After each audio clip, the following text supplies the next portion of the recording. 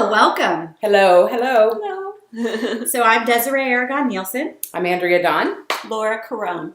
And we're here today to talk about all things spirituality, I guess. Yes. Yeah. Always. Yeah.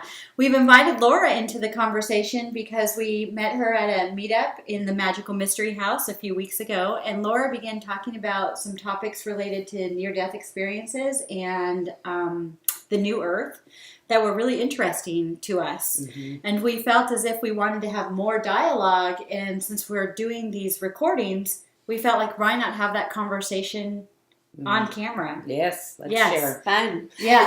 Laura's like, no problem. Yeah. Laura, we were up. We did 3 sessions, I guess, last night up until past midnight. So, wow. Yeah. We made it into Sunday. We did make it into, Monday.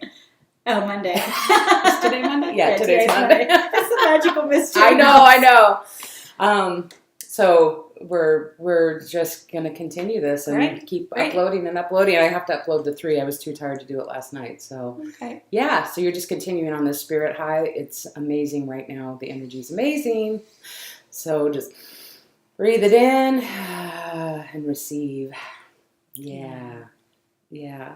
So I know that when we had talked that you had this near-death experience, NDE for short, and I use your phrase quite often now, and it is the expansiveness of oneness, and it perfectly to me describes like this wholeness, and yet just going out, but it's like you're still attached, right? You're still a part of the whole oneness, oneness, but you're extending out, having these life experiences. And so what we invited you here is to first, tell your story, and we'll go from there. Okay. This was 2014, and I kind of knew ahead of time. I had an idea, I think, ahead of time, because when I went in for electrosurgery, and when my doctor first told me I needed this surgery, I had this right away, this physical reaction. I was scared, but I was also, I need to do this. This is something I have to do. Mm-hmm. And, I had a few experiences ahead of time. I was drawn to it as well as scared. Mm-hmm. And, but I was very calm going in, and I had the surgery. And I went through the surgery fine. It was jaw surgery, and so my jaw was wired shut. And that's why I'm all of a sudden. I'm feeling it? Yeah. I'm all, what is going on with my jaw? I was just going to ask you, was it jaw surgery? I was getting, we're on camera. I don't need to feel this. That is so funny. Mm-hmm. So, the surgery went well, and I told my husband, he'd been there the whole time. I said, go home and get some rest. But as soon as he left, I had this feeling like, he needs to come back. And so I asked the nurse to call him and bring him back. And he came back. And that morning I stood up, and I had a massive pulmonary embolism. And I was still in ICU, and there was a cardiologist right next door. So there's a lot of commotion, and the nurse was calling for the cardiologist. And but I was very calm. I was just so calm. I was not feeling any pain, even though the monitors were going crazy, and the doctors were a little upset, and the nurse was upset, and the doctor was, telling my husband, and my sister was there too, that they might want to leave. But I was just so very calm, and I remember, because my mouth was wired shut, I had this whiteboard writing on it, telling my husband and my sister it was okay, they didn't have to be here for this. And then I coded, and they restarted my heart. And then I remember I knew I was in the hospital bed, but I felt like I was in a fetal position with the covers over me, and that wasn't what happened, my sister said. But and I felt, again, very calm, and there was a voice in my head that said, I wonder if I died. And then the next question was, I wonder if I want to die. And there was this bright light behind me. And I don't remember answering that question, but obviously I did. The next thing I remember was I was in the hospital room, and in ICU, I don't know if you've ever been in ICU, but there's a glass window, and right outside was this green lady, and she was beautiful. She was all green. She looked humanoid, but she had green tubes, and I got the feeling that she lived under the water. Mm-hmm. She was an underwater being, and she came to me, and I also felt, like I told you before, it was an expansive feeling, but an intimate feeling. So I could feel other souls around me, all around me. I didn't see them. I only saw my green woman. And I felt just an overwhelming feeling of love and acceptance. And I was given the choice that I could go back or start over. And I chose to go back. And I woke up with that feeling. It was wonderful. I had that for a long time in the hospital. And the doctors were coming in. I was awake, but they were coming in, and it was like I wasn't there. They'd already decided I was not going to die. And they just talked to my family and tell my family, say your goodbyes and everything. But you could hear them saying that? Yeah, and I actually, I wrote to why are you telling my family this? Because I feel great, I felt great. But physically, on the outside, they were seeing things that suggested that you were near death still. Yeah, well, they saw the CT scan showed that the pulmonary embolism filled my entire lungs, going in and out, except for, they said, an inch around my aorta. They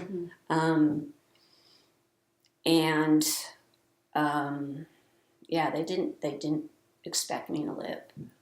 So they hadn't realized the choice you'd made. Yeah. They didn't. Oh, wait, by the way, I'm coming back. So that was in 2014. And so I have been making changes in my life and trying to just understand. I don't know if that's something you can understand. You just... Well, let me just tell you something. Okay. You're not trying. You are doing. You're being this right now. Okay. So, trying kind of signifies this sort of, not, you're showing up. You're being you. And This is awesome. So I want to go back to when you knew the light was behind you. Had you left the room? Were you looking at the room in a different way? No, I didn't have I know you hear, I've done some research, and you hear a lot about people see themselves up in the ceiling, and I didn't have any of that. Okay. I didn't either when I had mine. Yeah. And I didn't understand it at first. It took me months to figure out what happened. Mm-hmm. It was so vivid and real, and again, I was just so calm. I was just happy. In that space. Yes. Yeah. Yes. Mm-hmm. And then the voice that was talking to you, did you feel that it was completely inner, or did you feel like it was an external voice? It was inner. It was an inner voice. An inner voice. Yeah. Yeah. our higher self kind of going, are you ready? Yeah. Is this truly your exit point?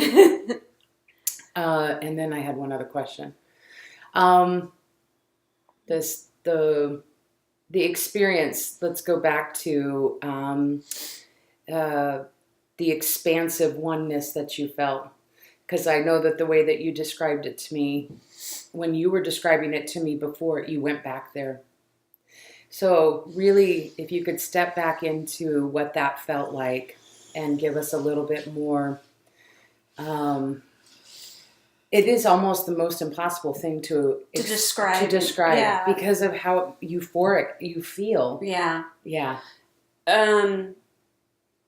It's like I could see forever, but it felt close. It felt more like a womb. Yeah. Yeah. So, did you feel a part of the oneness at that moment? Yeah. Yeah. Absolutely. Yeah. And then seeing forever was the expansive part. Yeah. That's amazing. I know my two that I had were completely different. And we actually touched on this a little bit last night. Well, was that last night? That everybody's experiences are different, even when it comes to near-death experiences. And so literally both of mine, I had a lung disease, so I didn't have enough oxygen. And knew that something was wrong. They hadn't diagnosed me yet. And I remember I had to get up, and I went out to the living room, and I just sat down, and I started telling myself, oh, if I live for 20 more minutes, I'm going to wake up my ex-husband and have him take me to the fire department, which is literally a quarter of a mile away, not even that far, because I knew there was a paramedic truck there, and they would have oxygen. And so I did that for a while. I did almost the exact same thing twice, and telling myself, okay, and I had no clock, so I had no idea what 20 minutes was going to be.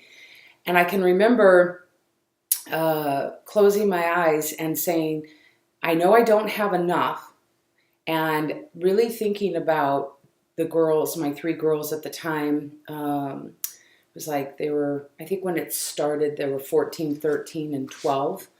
And so their lives and where they were at, and I had one in November and then one in December. So they were a month apart, my experiences were.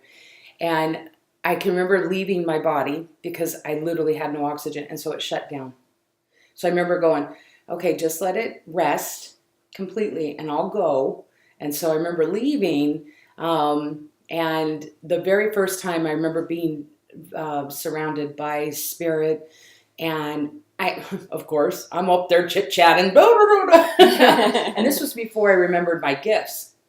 And so I had not remembered even the experience. I didn't even call it an NDE because I wasn't even going to associate that had happened in my life.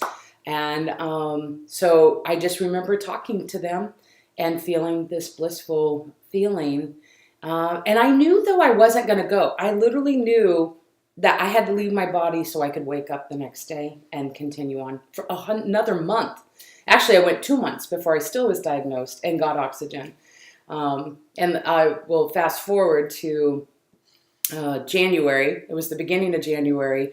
And they wanted to do a procedure, and it didn't quite work. So they were trying to stick the tube down into my lungs, and I couldn't go out. And the doctor kept going, I've never met anybody that has been awake having a tube go into their lungs. And I'm fully awake. And I'm telling myself, relax, relax, let it go in there. And the respiratory therapist, before the procedure, says to me, I've been doing this 27 years. And you know how they want to tell you that they know what they're doing first, right? Yeah. And he's telling me exactly what's going to happen, what he's going to do. And then he said, at the very end, you're going to feel like you need oxygen, and it's okay. You're going to be fine. So I can remember him telling me this, and he knows I'm awake. He's there. The doctor's, the pulmonologist is going down. And I'm trying to close my eyes, but I keep opening my eyes, and I keep looking up at him because he's facing down, and he's telling me, just let the medication go in. And I'm like, I am. I feel like I'm laying here kind of relaxed, telling myself, just relax, because if I don't relax, the tube can't go in there. And I really wanted to know what was wrong with me. I was tired of being sick. And so he goes, I can't. He did the right, and so then the left lung, he can't get all the way down. Actually, that was the worst one. And I really started coughing. And then he's like, I'm pulling out. And so he pulls out the tube. And as soon as he pulls it out, he takes my dad and my sister, which was probably not a good thing. They were standing there watching. And I can't stop coughing. And so I just remember I grabbed the pulmonologist's arm, and he was talking, and I just looked him in the eye and I said, I need oxygen. Like, I knew at that point I was going to cough so hard that I would push all of it out. And I don't know what I look like in my eye. All of a sudden I felt like I was in the TV show because he just started kind of quickly saying, get this and get that, get her on. Like, he knew I was so serious. And so that's when I got full oxygen, and they did the oxygen test, and the guy leaned over to me because they had to wheel me down, and he goes, what is the matter with you? Are you at death? What's the matter with you? Are you trying to die? And I said, And he goes, he stood up and he tells my sister and my dad, he said, her APGAR is at 42. 40 is death. Mm-hmm. So that I didn't even hardly have oxygen in my system to be sitting there talking and all of this. And so I always knew it was oxygen. I always knew I lacked the oxygen, and telling myself, oh, I'm going to go get it because the paramedics will have it. So, and of course, I don't have a lung disease anymore because I'm healed. Well, symbolically, oxygen, right, is the air being the nutrient you need in order for your body to fully breathe. Yes. Right? And we've talked about previous video about being constrained and living without constraints. Yes. You were living in that part of your life with so many constraints about who you were supposed to be, how you were supposed to be. Yes. Perfect mom, Oh, yeah. going to church groups, being a part of your Bible studies, making sure the kids were homeschooled and had all these experiences. They might have been going back to public school somewhere around that time. Mm-hmm. Maybe partially because you were sick. It was. Up to that point until you got sick, it was go, go, go, go, go. Oh, right? Yeah. And even, you're working in order to be able to pay for their extracurricular activities and so on and so forth, right? Yeah. So air was the essential thing. Mm-hmm. And your lung disease was caused by mold. Yes, it and was. Mold would have been an example of, like, in my experience, I had the flies, which were showing a decay in the home. Toxic. Right? And the mold, what happens with mold, it grows slowly over time by things that are ignored. Okay? And your jaw wired shut, no irony, because we were just sitting and having a pre-conversation and talking a little bit about living freely, and you were not able to speak. And I know, without us knowing each other very well, I know that if you tell me what your history was up to that, you hadn't been using your voice. Right. So it's no surprise that your NDE came with these things. Our bodies are showing us all the time what we need to know, right? And that is the disease is not being at ease, and then being reminded that we're at choice, that we have choices. He says, are you trying to die? You're saying no. Nope. You made it really clear. Yeah. But if you'd said yes, or, I probably would have went. You probably would have dropped out right then. I could have dropped out right then. I mean, lots of exit points, lots of opportunities. Infinite possibilities. Infinite possibilities, yeah. So I'm actually stuck somewhere else. You're, learning about the NDE, which is interesting. But to me, I thought I was more interested in the fact that you said, or you have to start over. You're like, what? Wait a minute. I want to talk about our resident artist who lives here in the house, Jill. Jill often says that the whole reason that she's like bared out this life, the artist having all of these abilities and all of these empaths being things, is that she's gone through this life because she's done. Yeah. She's like she's ready to live it, really live it all, and not come back and repeat, or to check out too early and then have your soul want to come back and do it all again. Yeah. So I don't want to go through the same mistakes. I mean, or whatever. I didn't want to start fresh. I'm happy where I am right now, and were you happy where you were right then? No. So what kinds of changes did you make in your life after you woke up? Well, and let's had see. Your jaw unwired? I separated from my husband, moved. I moved up closer to my sister. Right now I'm taking care of my dad.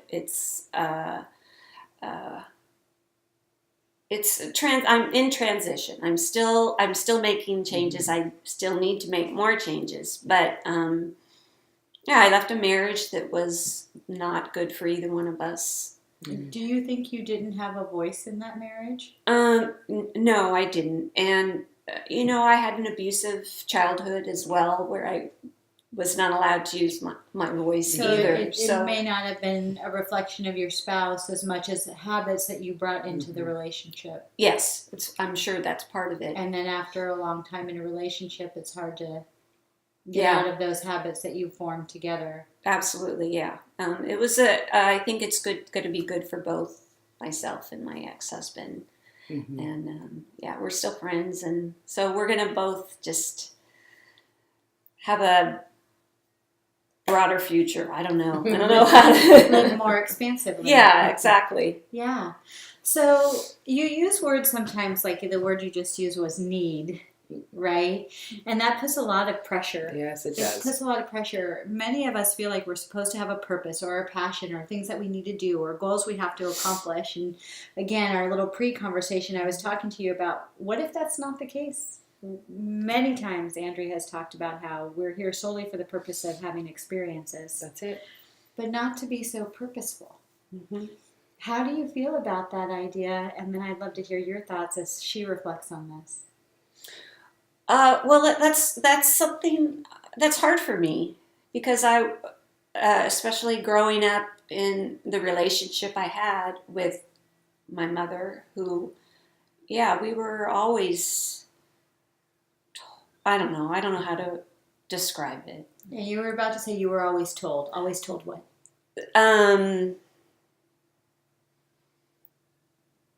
To be useful, there was judgment. It was to be, in order to be validated, you have to do something. In order to be happy, you have to deserve happiness. Mm-hmm. Mm-hmm. You have to earn it. You have to earn it. Yes. So that's somewhat ingrained in me. Yes. Mm-hmm. Yes. So if you're purposeful or have a passion or do something that contributes to the world, then that makes you okay. Yeah. Otherwise, you're not okay. Right. Yeah. What are your thoughts around that? Oh, no, woulda, coulda, shouldas. No needs, and even the wants. When we say I want, and that, people, we want to put our intention out there, and we want to say things so that the universe, our infinite possibility, what we talked about, our dominoes, are there in front of us. And when we decide, though, to take this stance of really understanding who we are, no matter what, then that opens up a whole nother infinite possibility path. And there is no purpose, there is no path, because it's all about the experience. There's no right or wrong, which we talked about yesterday. So it's just this continual and new experience, a new domino falling, no matter where it is in your, right? We have to put the dominoes in order to have the next experience.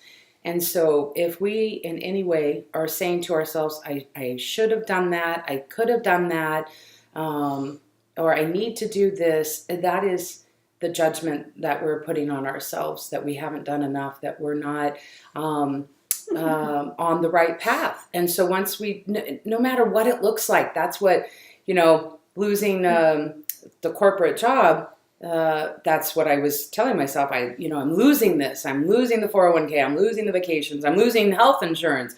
I'm all these things are not going to be a part of me. I mourned the death because that was a big part of my life.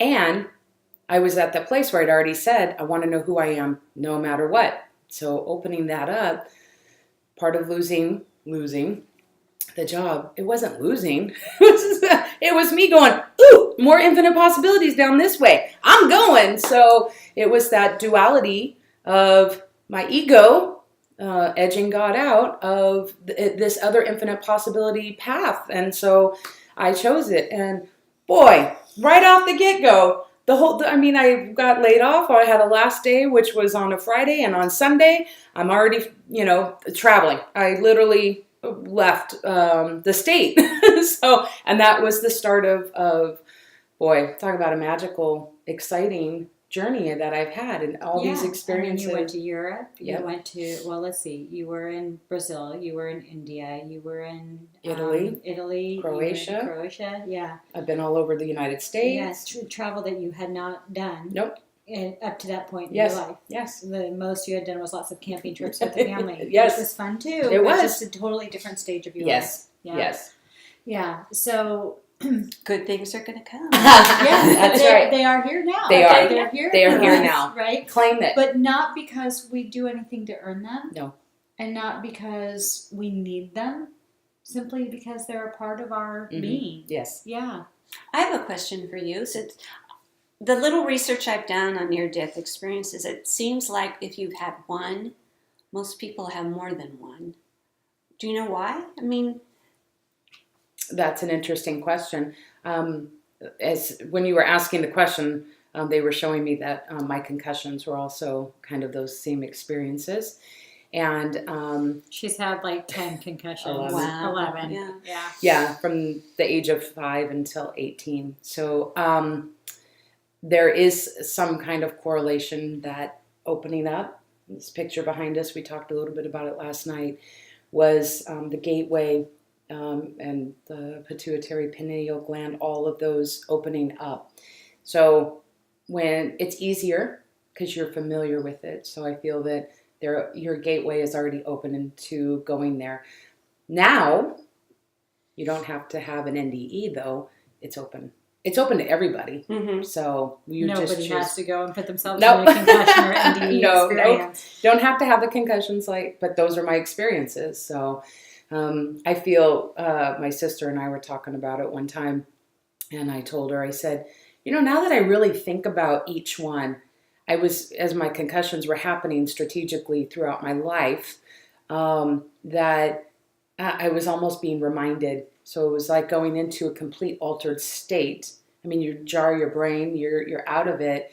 So as a kid, if you're not having that guidance to allow, all of this, what's around us is this amazing energy. So I was having these concussions, which really are NDEs. So, but we don't have to go there. But we're telling ourselves, I can't get there unless I go to an altered state. I have to talk about the horseback riding because when we first sat down together, we were talking about the fact that you recently got on a horse again after having a lesson or riding as a child, and you wanted to get back on the horse, right? For the experience of whatever that is that horses bring, the freedom, just that sense of joy that you had. Yeah, just the connection with the horses. Yes. I mean. Like you said, they're very healing. They're very healing. Yeah. Very and spiritual animals. We acknowledge that, how spiritual they were. And then this one, Andrea says, I would love to just get on a horse and go. Just go, right? And I was like, yeah, I'll get on a horse and somebody can hold the rein, right? And walk me around. Right? Again, each of our souls just has a different character. Yes. We have a different, we were staying away from the word personality and persona. Right, Remember, this was an aha we had last night, is that our souls don't have a personality or a persona because that's an ego-based thing that's centered on identity. But our souls do seem to have a character. They do. When you talk to people who have crossed over, they still have a character to them, right? Yes. So my character is clearly slightly more reserved, right? Clearly. And her character is a little more wild. I'm kind of in between. Yeah. I think I can feel that, right? Yeah. And maybe you've lived far more reserved than what your character is true to, right? Yes, So much of our soul's experience doesn't mean we need to have traumatic events. Traumatic events have just not been a big part of my life. I've had one situation when I was a child that was enough trauma for me, and then beyond that, I'm good. I'm good. I like, but I like to think that I'm able to tap into the spiritual gateway through conversations, through dialogue, through meditation, through yoga practices, and spending my time with people who awaken that inside of me. So just by, when Andrea asked you, Laura, to go back into that NDE, I don't know if you saw this, but I just took a deep breath to try to see if I could feel that. As you were reflecting on it, I wanted to see if I could feel it. And I do that without trauma. So just pointing out for anybody who's listening, no need to create trauma. No. Did you feel it? I did. I felt like what I felt like was when she channels what I would describe as figures in the world that are known to bring great love and compassion. I felt that. So I felt very calm. I felt very peaceful, and I felt like love, and it felt like warmth, although I don't physically feel the warmth, but it felt like warmth even though I'm not feeling warmth in my body. Does that make sense?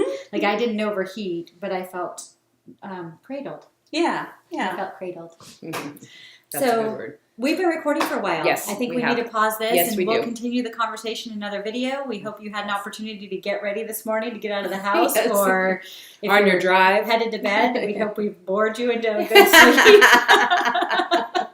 Well, thank you for sharing your story and being here. Thank you all for listening and watching. Thanks, Laura.